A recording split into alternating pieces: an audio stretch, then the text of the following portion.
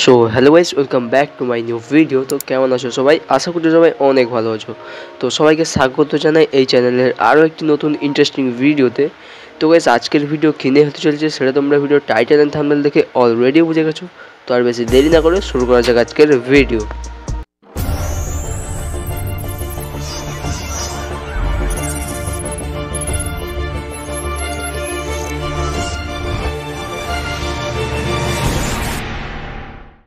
So guys, আজকের ভিডিওতে আমি তোমাদের দেখাবো কিভাবে তোমরা তোমাদের ফেসবুক অ্যাকাউন্টের পাসওয়ার্ড চেঞ্জ না করে জিমেলের সাহায্যে খুব সহজে বের করতে পারবে। তো তোমাদের মধ্যে অনেকেই জানে না যে কিভাবে জিমেল থেকে ফেসবুকের পাসওয়ার্ড বের করা যায়।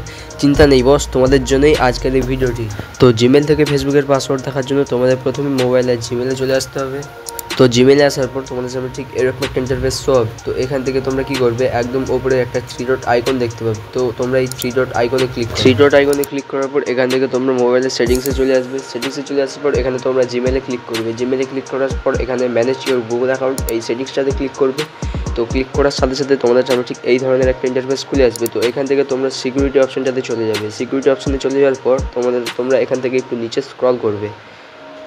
তো নিচে স্ক্রল করার পর এখানে তোমাদের সামনে একটা অপশান দেখতে পাবে তোমরা, যে পাসওয়ার্ড ম্যানেজার। তো এই পাসওয়ার্ড ম্যানেজার এই অপশানটাতে তোমরা ট্যাপ দিবে।